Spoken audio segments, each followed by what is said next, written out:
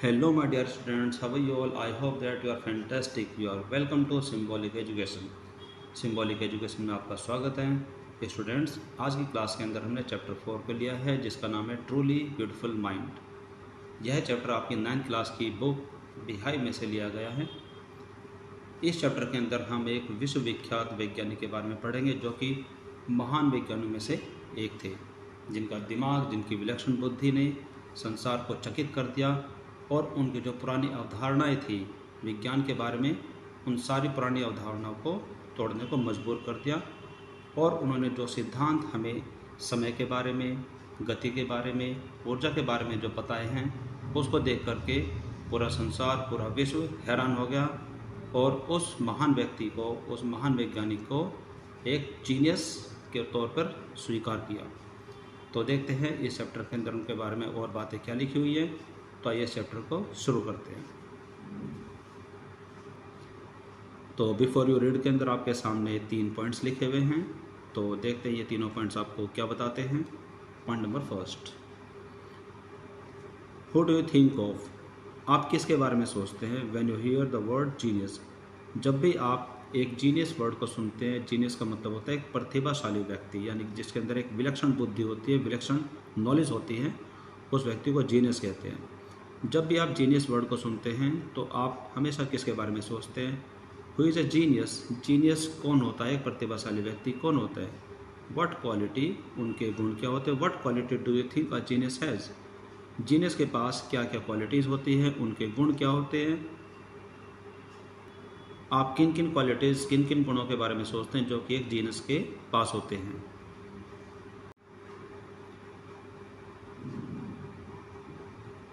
Point second, इसके अंदर लिखा है वी शैल नाउ रीड, अब हम इसमें पढ़ेंगे अबाउट, किसी के बारे में, किसके बारे में? A young German civil servant, एक जर्मन सरकारी कर्मचारी के बारे में। Who took the world by storm, जिसने पूरे संसार में, पूरे विश्व में तहलका मचा दिया। Take the world by the storm का मतलब होता है पूरे संसार में अचानक फेमस हो जाना अपने नॉलेज के द्वारा, यानी कि पूरे संसार में तहलका मचा देना। अबाउट 100 ईयर्स एगो, लगभग 100 साल पहले। इन द समर ऑफ 1905, यानी कि 1905 का एक समय था, ग्रीष्म ऋतु का समय था। यानी 26 साल के एक युवा ने शीघ्रता से, यानी यहाँ पर लिखा है कि पब्लिश्ड इन क्विक सक्सेशन, शीघ्रता से कुछ पब्लिश करवाया। वो क्या चीज़ थी? 4 ग्राउंड ब्रेकिंग पेपर्स, यानी कि उन्होंने एक के बाद एक 4 ग्राउंड ब्रेकिंग पेपर्स को पब्लिश करवाया। ग्राउंड ब्रेकिंग पेपर्स का मतलब है यहाँ पर उसके कुछ 4 प्रकार के ऐसे लेख जिन्होंने पुरानी अवधारणाओं को तोड़ दिया। वे अवधारणाएं क्या थी? अबाउट लाइट्स, प्रकाश के बारे में। About the motion of particles, की गति के बारे में। The electrodynamic of moving bodies, और गतिमान पिंडों की बिजली का गति विज्ञान, उसके बारे में। एंड एनर्जी, और ऊर्जा के बारे में। यानी कि इन 4 विषयों के बारे में जो कि पहले कुछ अवधारणाएं बनी हुई थी वैज्ञानिकों के द्वारा, लेकिन जब उन्होंने अपने विचारों को अपने 4 लेखों के द्वारा दुनिया के सामने प्रकाशित किया, उनके सामने रखा, तो उनकी पुरानी अवधारणाएं अचानक बदल गई। आगे इसके अंदर लिखा है कि his work took up only a few pages in scientific journals, यानी कि वैज्ञानिक पत्रिकाओं के अंदर उनके जो लेख थे उन्होंने ज़्यादा जगह नहीं घेरी थी, उन्होंने बहुत ही थोड़ी जगह ली थी। बट लेकिन change forever our understanding, और हमारी समझ को, हमारी नॉलेज को हमेशा के लिए बदल दिया। ऑफ स्पेस, यानी कि अंतरिक्ष के बारे में जो हमारी जानकारी थी, हमारी जो नॉलेज थी, उसको हमेशा के लिए बदल दिया। समय के बारे में हमारी जानकारी थी, उसको हमेशा के लिए बदल दिया। एंड द एंटायर कॉस्मोस, और संपूर्ण ब्रह्मांड के अंदर जो हमारी नॉलेज थी उसको उनके लेखों ने हमेशा के लिए बदल दिया। And transform the name Einstein, और उनका जो नाम था आइंस्टीन वो बदल गया, ट्रांसफॉर्म हो गया into a synonym of genius, एक प्रतिभाशाली व्यक्ति के पर्यायवाची के रूप में अब अल्बर्ट आइंस्टीन का नाम लिया जाने लगा। पॉइंट नंबर 3, इसमें लिखा है कि 50 ईयर्स आफ्टर हिज डेथ, उनकी मृत्यु के 50 साल के बाद भी अल्बर्ट आइंस्टीन्स जीनियस स्टिल राइन्स, यानी कि उनकी जो जीनियसनेस थी, जो उनकी प्रतिभा थी, वो आज भी शासन करती है, आज भी लोगों के दिमाग में उसी तरीके से है जिस तरीके से उस समय में थी। was born on 14 March 1879 in the German city of Ulm. Albert Einstein का जन्म जर्मनी के अल्म शहर के अंदर 14 मार्च 1879 को हुआ। विदाउट एनी इंडिकेशन, बिना किसी संकेत के, यानी कि संकेत के, दैट की he was destined for greatness, यानी कि वो महानता के लिए नियत थे। इसका कोई भी संकेत नहीं था, बिना किसी संकेत का वो महानता के लिए नियत थे, यानी कि महानता के लिए बने हुए थे। आगे इसमें लिखा है कि ऑन द कंट्ररी, लेकिन इसके विपरीत, कंट्ररी होता है विपरीत, लेकिन इसके विपरीत हिज मदर थॉट, वो हमेशा सोचती थी, Albert was a freak, Albert एक असाधारण बच्चा है। ओके, वह एक फ्रीक है। फ्रीक इसके अंदर लिखा है कि freak a word use inappropriately to talk about a person, यानी कि एक भद्दे तरीके से एक व्यक्ति के बारे में बात करना। हु इज़ अनयूजुअल, जो कि नॉर्मल व्यक्ति नहीं होता। And does not behave to or think like other, यानी कि वो सामान्य लोगों की तरह बिहेव नहीं करता, उनकी तरह सोचता नहीं है और उनकी तरह वो दिखता नहीं है। टू हर यानी कि उनकी मदर के अनुसार, his head seemed much too larger, यानी कि जो सिर था, his head seemed much too larger, यानी कि जो अल्बर्ट आइंस्टीन का जो सिर था वो कुछ ज़्यादा ही बड़ा था। सेकंड पैराग्राफ के अंदर लिखा है कि एट द एज ऑफ 2.5, यानी कि 2.5 साल की उम्र में Einstein still was not talking, यानी कि आइंस्टीन 2.5 साल की उम्र में भी बातें नहीं करते थे, उनको बोलना नहीं आया था। When he finally did learn to speak, और फाइनली जब वो बोलना सीख गए थे, जब उनको बोलना आ गया था, ही अटर्ड एवरीथिंग ट्वाइस, यानी कि वो हर बात को 2 बार रिपीट करते थे, वो हर सेंटेंस को 2 बार बोला करते थे। Einstein did not know what to do with other children, यानी कि उनको ये तक भी नहीं पता था कि जो दूसरे बच्चे हैं उनके साथ कैसा बिहेव करना है, उनके साथ करना क्या होता है।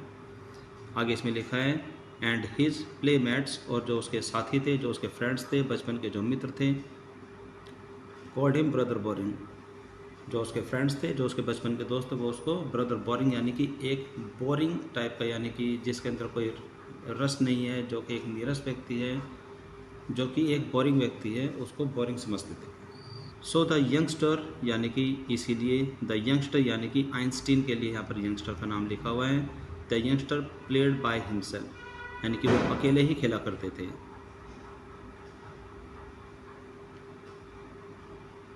आगे इसमें लिखा है मच ऑफ द टाइम, वो ज़्यादातर अकेले ही खेला करते थे। ही स्पेशली लव्ड मैकेनिकल टॉयज, ज़्यादातर वो यांत्रिक खिलौनों के साथ खेला करते थे, यानी कि उनको शुरू से ही यांत्रिक मशीनों से लगाव था। Looking at his new born sister, यानी कि जब उसके घर में उसकी सिस्टर ने जन्म लिया तो उसको देख करके, जिसका नाम माजा था, उसको देख करके कहा जाता है कि उसने एक बात ऐसी कही कि थोड़ी हैरान करने वाली थी।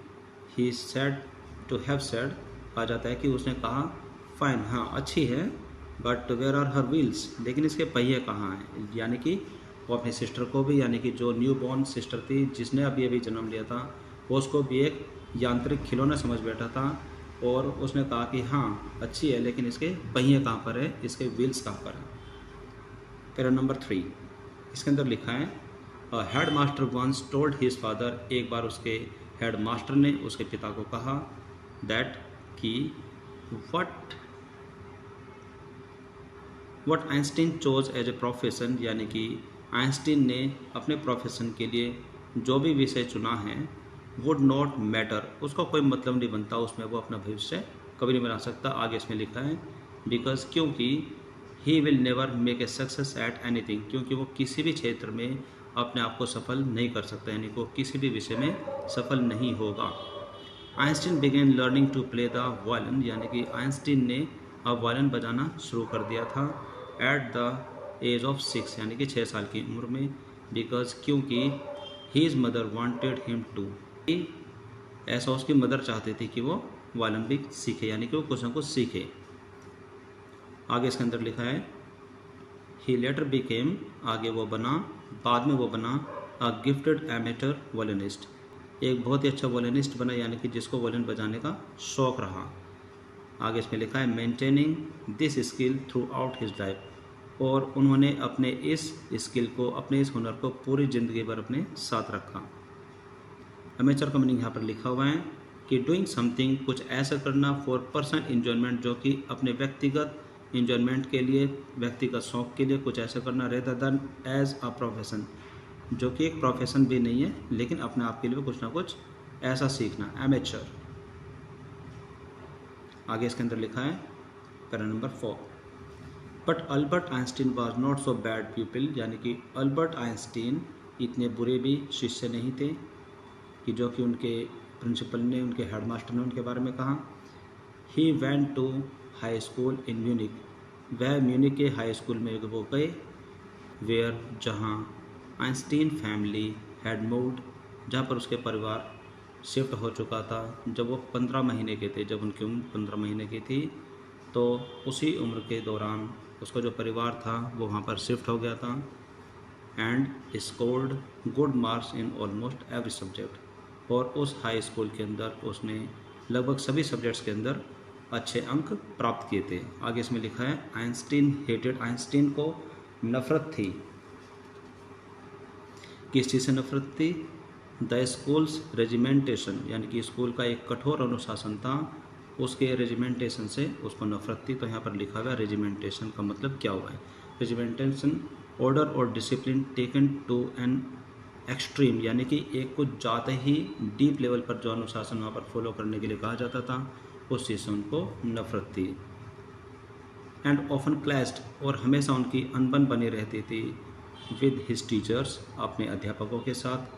And at the age of 15, यानी कि जब वो 15 साल के हुए, आइंस्टीन फेल्ट, उनको फील हुआ, सो स्टिफल्ड देयर, कि वो वहाँ पर रुक नहीं सकते, वहाँ पर उनका दम घुटता है। यहाँ पर स्टिफल्ड एक वर्ड दिखा है आपके सामने। स्टिफल्ड का मतलब होता है अनेबल टू ब्रेथ, सफोकेटेड, यानी कि एक ऐसा समय, एक ऐसा मौका जब आदमी को लगता है कि हाँ अब उसका दम घुट रहा है, वो वहाँ से भाग जाना चाहता है।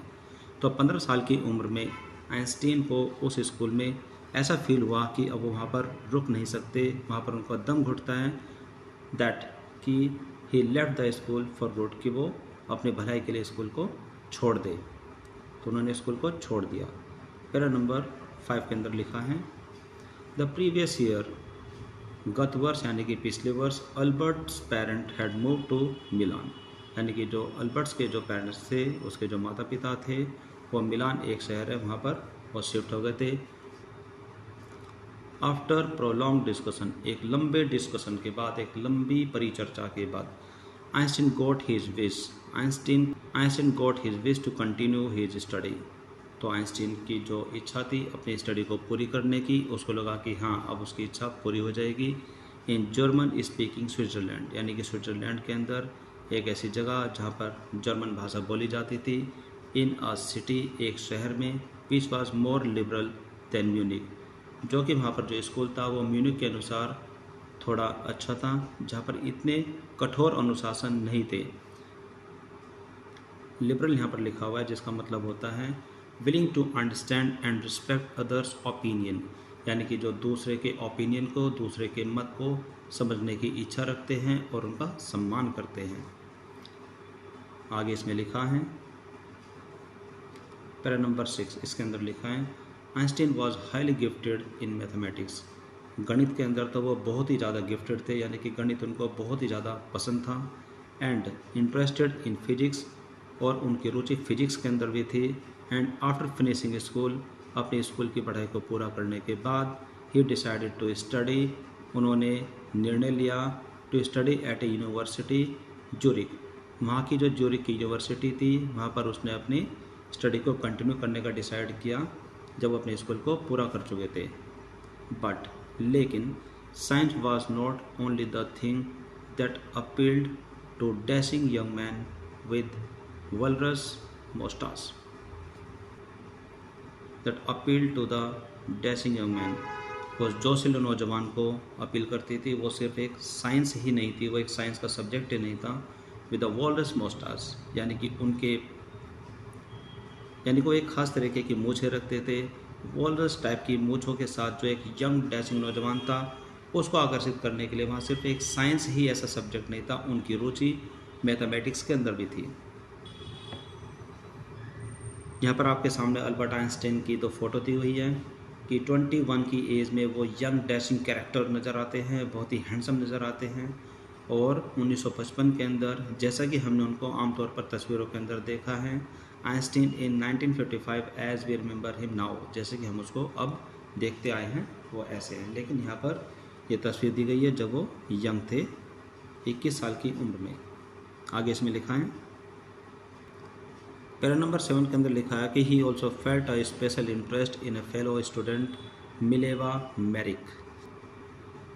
Para number 7, he also felt special interest, यानी कि साइंस में रुचि लेने के साथ साथ वह अपने साथ पढ़ने वाली एक स्टूडेंट थी जिनका नाम मिलेवा मैरिक था, उनके अंदर भी उनका काफ़ी इंटरेस्ट था, उनके अंदर वो काफ़ी रुचि लेते थे। whom he found to be a clever creature, whom he found to be a clever creature, जो कि उसको बहुत ही चालाक लगी। This young Serb had come to Switzerland, यानी कि जो ये सुंदर युवती थी मिलेवा मैरिक, वो सर्बिया यानी कि यूगोस्लाविया की रहने वाली थी। Because the university in Zurich, क्योंकि ज्यूरिक का जो यूनिवर्सिटी थी वो यूरोप के उन थोड़े से विश्वविद्यालयों में से था जहां महिलाएं डिग्री प्राप्त कर सकती थी, तो इसीलिए वो वहाँ पर वो पढ़ने के लिए आई। तो इसमें साफ साफ लिखा है, this young Serb had come to Switzerland because the university in Zurich was one of the few, यानी कि यूरोप में बनी हुई कुछ ही यूनिवर्सिटी में से वो एक थी, where woman could get degree, जहाँ पर महिलाओं को डिग्री प्राप्त हो सकती थी।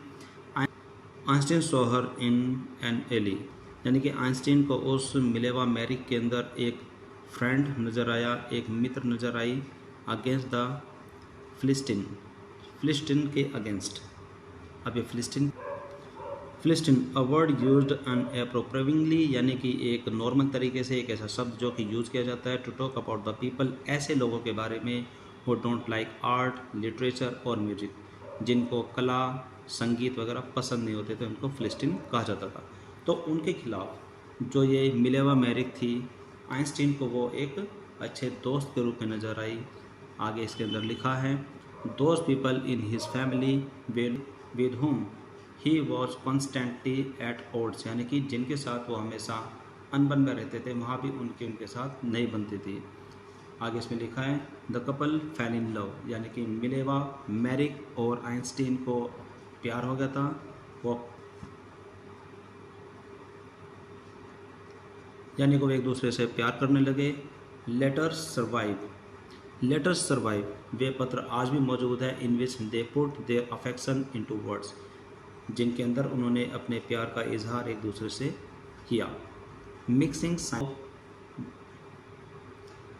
साइंस विद टेंडरनेस, यानी कि अपनी भावनाओं में साइंस को मिक्स करते हुए, साइंस को मिलाते हुए, रोट आइंस्टीन ने लिखा, how happy and proud I shall be, मैं कितना खुश और कितना प्राउड होऊंगा, when we both have brought our work, जब हम अपने अपने काम को साथ लेकर के आगे बढ़ेंगे, on relatively to a victorious conclusion.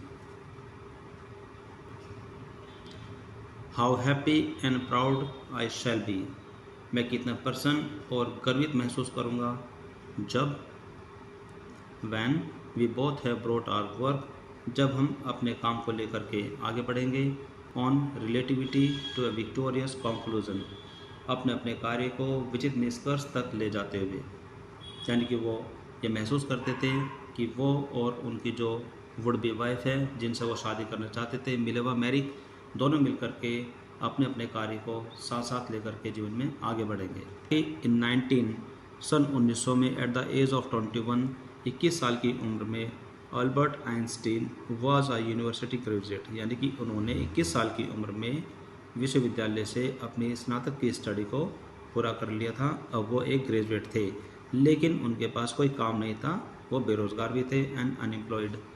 He worked as a teaching assistant, वो एक टीचिंग असिस्टेंट के रूप में काम करते थे, और गेव प्राइवेट लेसन्स, और वो प्राइवेट लेसन्स यानी कि प्राइवेट ट्यूशन्स को भी देते थे, एंड और finally secured A job in 1902, और अंततः फाइनली उन्होंने 1902 में एक जॉब को हासिल कर लिया, एक नौकरी को उन्होंने हासिल कर लिया।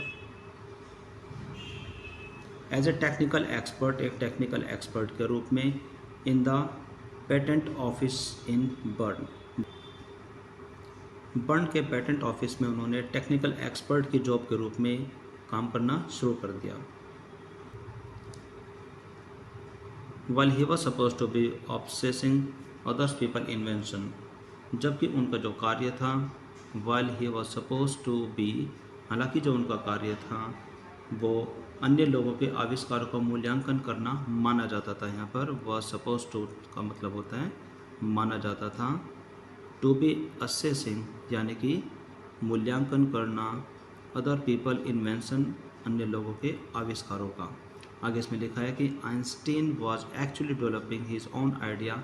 आइंस्टीन वहाँ पर वास्तव रूप में अपने विचारों का विकास कर रहे थे। डेवलपिंग हिज ओन आइडिया यानी यहाँ पर लिखा है कि वो अपने विचारों को विकसित कर रहे थे इन सीक्रेट, गुप्त रूप से। आगे इसमें लिखा है he is said to have jokingly called his desk drawer, यानी कि जिस डेस्क पर वो काम किया करते थे ऐसा माना जाता है कि वो उनको एक मजाकिया अंदाज में एक शब्द से पुकारा करते थे एट द वर्क, तो वो कहते थे ब्यूरो ऑफ थ्योरिकल फिजिक्स, यानी कि यहाँ पर जो वो काम करने की जो जगह थी वो उसको कहते थे ब्यूरो ऑफ थ्योरेटिकल फिजिक्स, जिसका मतलब है सैद्धांतिकी भौतिकी का ब्यूरो। के अंदर लिखा है कि one of the famous papers of 1905 यानी कि सन 1905 के वहाँ पर एक फेमस पेपर था, was Einstein's special theory of relativity, यानी कि वहाँ पर जो आइंस्टीन ने एक सिद्धांत सबके सामने रखा, सापेक्षता का विशेष सिद्धांत, जो कि 1905 में बाकी लेखों में से काफ़ी अलग था। अकॉर्डिंग टू विच, जिसके अनुसार टाइम एंड डिस्टेंस, जिसके अनुसार समय और दूरी आर नॉट एब्सोल्यूट, जो कि अतुलनीय नहीं है, जो कि निरपेक्ष नहीं है। इंस्टीड, वास्तव में, टू परफेक्टली एक्यूरेट क्लॉक्स, वास्तव में दो पूर्णतः सटीक घड़ियां हैं, will not continue to show the same time, जो कि कभी भी एक जैसा समय नहीं दिखा सकती। मतलब वही कहना चाहते थे कि वो एक ऐसा सिद्धांत सबके सामने रखना चाहते, वो बताना चाहते हैं कि अगर दो घड़ियों को भी एक साथ स्टार्ट किया जाए समय बताने के लिए, तो भी दो घड़ियां जिनको समान तौर पर सामने रखा गया जो कि समय बताना चाहती हैं, फिर भी वो एक जैसा समय नहीं बता सकती, उनके समय बताने में भी कुछ अंतर रहेगा। will not continue to show the same time if they come together after a journey, अगर वे घड़ियाँ अपनी समय यात्रा को पूरा करने के बाद भी एक दूसरे के साथ रखी जाए तब भी वो एक जैसा समय नहीं बता सकती। If one of them has been moving very fast relative to other, यदि उनमें से एक घड़ी दूसरे की अपेक्षा तेज़ गति से चलती रही है तो कभी भी समय को एक साथ नहीं बता सकती। From this forward the world most famous formula, यानी कि इससे संसार का एक बहुत ही फेमस फार्मूला साबित हुआ, विच डिस्क्राइब, जो कि बताता है the relationship between mass and energy, जो द्रव्यमान एवं ऊर्जा में सापेक्षता दर्शाता है, यानी कि एक रिलेशंस, एक रिश्ता जताता है। वो फॉर्मूला इस प्रकार का था, E=mc²। In this mathematic equation, यानी कि इस फॉर्मूले के अंदर E स्टैंड्स फॉर एनर्जी, यानी कि E का जो मतलब है वो ऊर्जा से है, M फॉर मास, और जो इसमें M है उसका मतलब है द्रव्यमान, and C for the speed of the light, and जो C है इसमें इसका मतलब है कि शून्य में प्रकाश की गति। यहाँ पर जो इन वैक्यूम है यहाँ पर है शून्य, यानी कि शून्य में प्रकाश की गति। यहाँ पर अल्बर्ट आइंस्टीन के द्वारा बोला गया एक सेंटेंस लिखा हुआ है, वो कहते हैं कि when you sit with a nice girl, जब आप एक अच्छी लड़की के साथ बैठते हैं, फॉर 2 hours, 2 घंटे के लिए बैठते हैं, इट सीम्स लाइक 2 minutes, तो आपको लगता है कि वो सिर्फ 2 मिनट के समान है। और when you sit on a hot stove, और जब आप किसी स्टोव के सामने बैठते हैं जो कि बहुत ही गर्म है, फॉर 2 minutes, अगर वहाँ पर आप 2 मिनट के लिए भी बैठते हैं तो आपको ऐसा लगता है कि 2 घंटे के समान है, it seems like 2 hours, that is relativity. Para number 10, while Einstein was solving the most difficult problems in physics, जबकि आइंस्टीन फिजिक्स की बड़ी बड़ी मुश्किल समस्याओं को सॉल्व कर रहे थे, उनका समाधान कर रहे थे। हिज प्राइवेट लाइफ यानी कि जो उनका व्यक्तिगत जीवन है वाज अनरेवलिंग, यानी कि उनका जो व्यक्तिगत जीवन है वो उसी दौरान फेल होता जा रहा था, उसमें समस्याएं पैदा होती जा रही थी।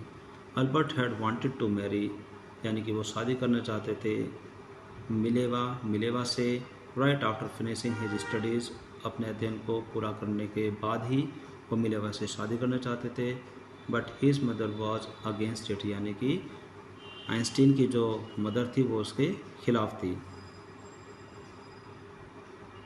She thought Mileva who was 3 year older than her son, वो सोचती थी कि मिलेवा जो कि उनके बेटे से 3 साल बड़ी है, जो कि आइंस्टीन से 3 साल बड़ी है, was too old for him, वो कुछ ज़्यादा ही बड़ी है उसके हिसाब से। She was also bothered by Mileva's intelligence, और वो मिलेवा की इंटेलिजेंस से यानी कि उसकी नॉलेज से भी थोड़ा परेशान थी। मदर ने आइंस्टीन को कहा, she is book like you, वह तुम्हारी तरह एक बुक है। Einstein put the wedding of, Einstein put the wedding of, उसके बाद आइंस्टीन ने विवाह वाली बात को स्थगित कर दिया।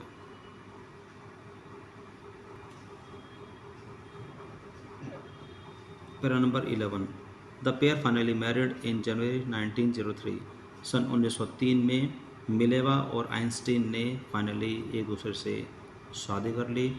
एंड हैड 2 सन्स, और उनके 2 पुत्र हुए।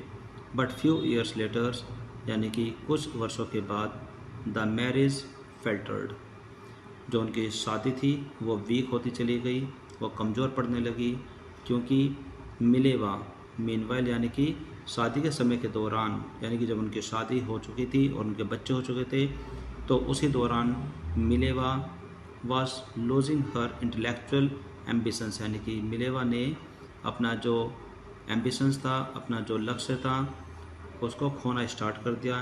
And become an unhappy housewife, और एक अनहैप्पी और दुखी रहने वाली गृहिणी बनती चली गई, यानी कि जो खुश नहीं रहती थी।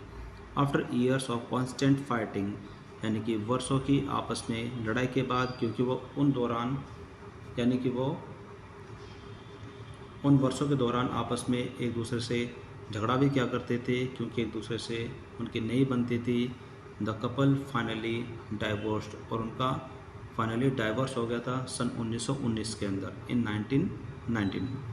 Einstein married his cousin Elsa the same year, उसके बाद आइंस्टीन ने एल्सा से उसी वर्ष शादी कर ली। पैरा नंबर 12, इसके अंदर लिखा है कि Einstein's new personal chapter coincided with his rise to world fame, यानी कि आइंस्टीन के जो व्यक्तिगत चैप्टर्स थे, जो उन्होंने कुछ लेख लिखे थे, वो उनके संसार की जो प्रसिद्धि थी उनके साथ साथ आगे चलते रहे, उनके साथ साथ रहे। आगे इसमें लिखा है कि इन 1915 यानी कि 1915 के अंदर he had published his general theory of relativity, और 1915 में उन्होंने एक नया चैप्टर दुनिया के सामने रखा जिसका नाम था सापेक्षता का सिद्धांत, which provided a new interpretation of creativity, और जिसने दुनिया के सामने गुरुत्वाकर्षण की एक नई व्याख्या को, एक नए सिद्धांत को समझाया। और आगे इसमें लिखा है कि एन एक्लिप्स ऑफ द सन, यानी कि एक सूर्य ग्रहण जो कि 1919 के अंदर हुआ था, broad proof that it was accurate, कि जो सिद्धांत उन्होंने दुनिया के सामने बताया था वो पूरी तरीके से सही था। आगे इसके अंदर लिखा है Einstein had correctly calculated in advance, कि आइंस्टीन ने पहले से ही ये पूरी तरीके से अच्छे से कैलकुलेट कर लिया था, इसकी गणना कर ली थी। द एक्सटेंट टू विच, उस सीमा क्षेत्र के बारे में जिसके अंदर the light from the fixed star, जहाँ पर स्थिर तारों का जो प्रकाश था, would be deflected through the sun's gravitational field, यानी कि सूर्य के गुरुत्वाकर्षण क्षेत्र के कारण जिसके अंदर परिवर्तन आएगा। इसमें बताया गया कि अल्बर्ट आइंस्टीन ने ये पहले से ही एडवांस में, यानी कि पहले से ही ये कैलकुलेट कर लिया था, इसकी गणना कर ली थी, उस सीमा क्षेत्र में जहाँ पर एक स्थिर तारों का जो प्रकाश था वो विद्यमान रहता है, जिनके अंदर एक परिवर्तन आएगा सूर्य के गुरुत्वाकर्षण क्षेत्र के कारण। आगे इसमें बताया गया है the newspapers proclaimed his work. वहाँ के जितने भी न्यूज़पेपर्स थे उन्होंने उनके काम की बहुत ही तारीफ की और उन्होंने उनके काम को एज ए साइंटिफिक रिवोल्यूशन, एक वैज्ञानिक क्रांति के रूप में घोषित कर दिया। यहाँ पर आपके सामने लिखा है deflected change direction because it hit something, यानी कि किसी भी चीज़ में परिवर्तन होना जिसके अंदर कुछ हीट होता है, जिसके अंदर कुछ हीट होने की वजह से उसमें परिवर्तन आता है। पैरा नंबर 13 इसके अंदर लिखा है कि Einstein received the Nobel prize for the physics in 1921। 1921 में आइंस्टीन को भौतिकी में नोबेल प्राइज प्राप्त हुआ।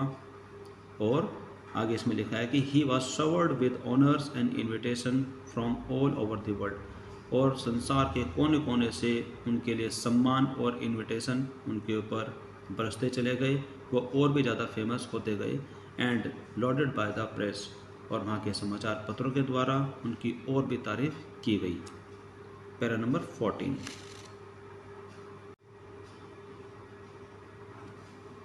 पैरा नंबर 14 के अंदर लिखा है कि when the Nazis came to power in Germany in 1933, और सन 1933 के अंदर जब नाजिस सत्ता में आए तो उस समय आइंस्टीन एमिग्रेटेड टू यूनाइटेड स्टेट, तो उस समय आइंस्टीन यूनाइटेड स्टेट में चले गए थे। और आगे इसमें लिखा है कि 5 years लेटर, और 5 साल के बाद the discovery of nuclear fusion, वहाँ पर एक डिस्कवरी हुई थी न्यूक्लियर फ्यूजन की, यानी कि परमाणु विघटन की एक खोज हुई थी बर्लिन के अंदर।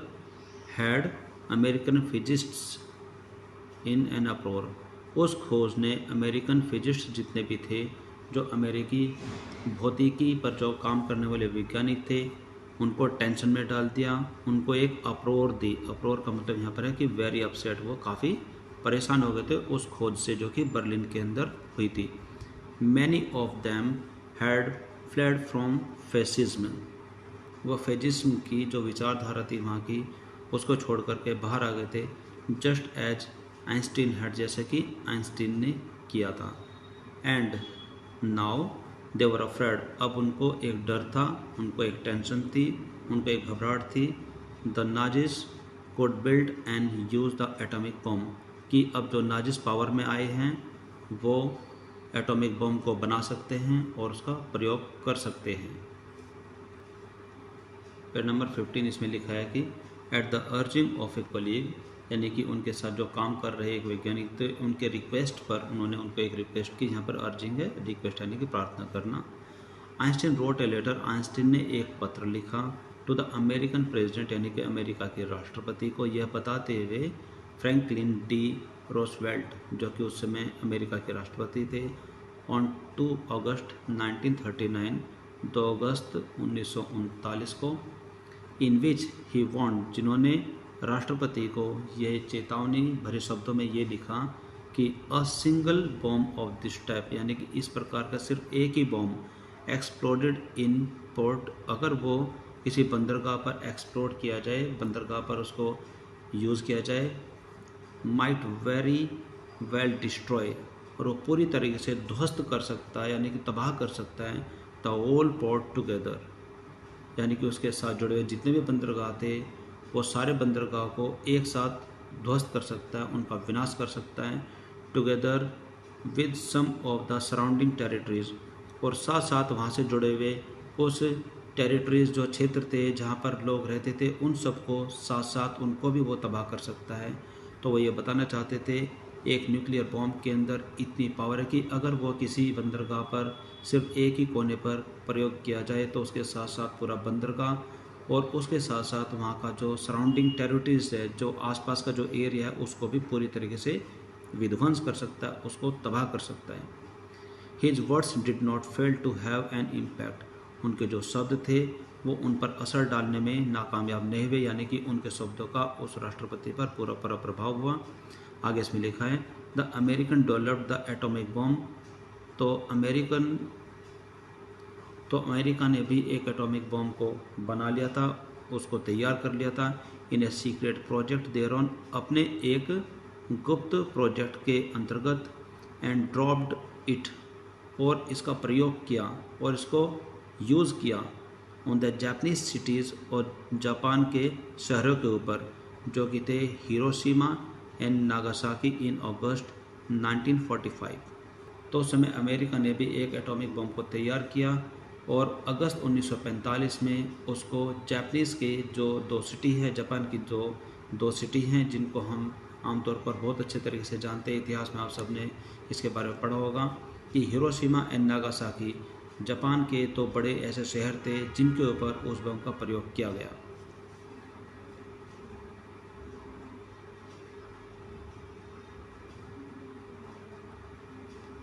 आगे इसमें लिखा है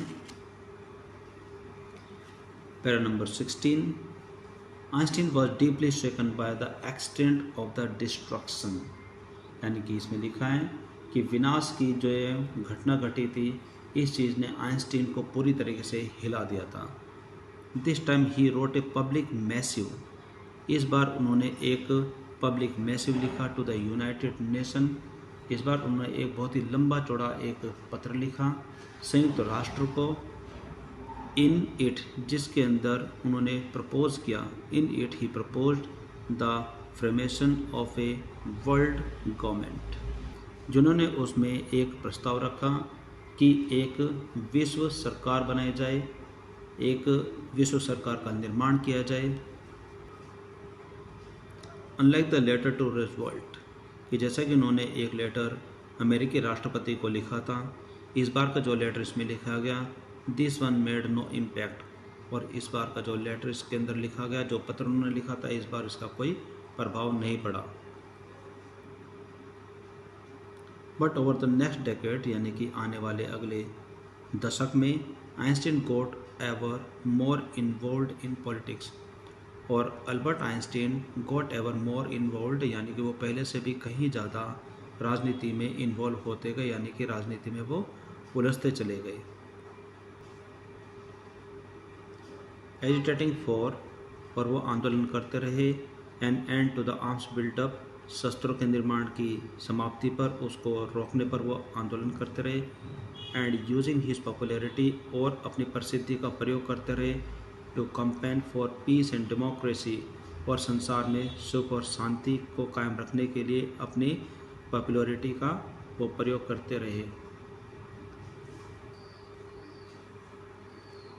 पैरा नंबर 17, इसमें लिखा है कि व्हेन आइंस्टीन डाइड इन 1955, और 1955 में जब उनका देहांत हुआ, जब उनकी मृत्यु हुई एट द एज ऑफ 76, और उस समय वो 76 वर्ष के थे। जब 76 वर्ष की उम्र में 1955 में उनका देहांत हुआ, he was celebrated as a visionary and world citizen, he was celebrated, तो उनका सम्मान किया गया, as a visionary and the world citizen, एक भविष्यदर्शी, यानी कि जो एक ऐसा व्यक्ति जो कि भविष्य को देख सकता है, और एक विश्व नागरिक के रूप में उनका बहुत सम्मान किया गया, as much as scientific genius, जितनी वैज्ञानिक प्रतिभाशाली व्यक्ति के रूप में हुई थी, यानी कि जैसे कि उनको एक साइंटिफिक जीनियस माना गया था, इसी तरीके से उनको संसार का विजनरी एंड वर्ल्ड सिटीजन भी माना गया था।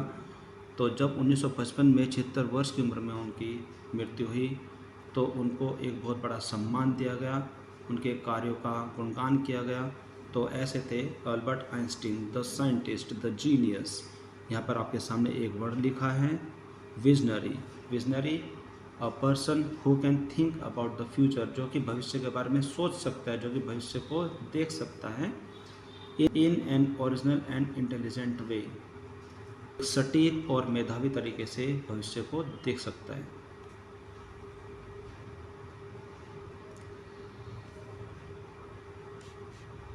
सो माय डियर स्टूडेंट्स, ये चैप्टर अब यहाँ पर फिनिश होता है। इसकी जो एक्सप्लेनेशन जो कि आपको हिंदी में बताई गई है, ये यहाँ पर अब ये फिनिश होती है। और तो आज की क्लास में सिर्फ इतना ही। अब हम मिलेंगे हमारी अगली क्लास में with a new topic, with a new chapter. Till then, bye bye, have a nice day.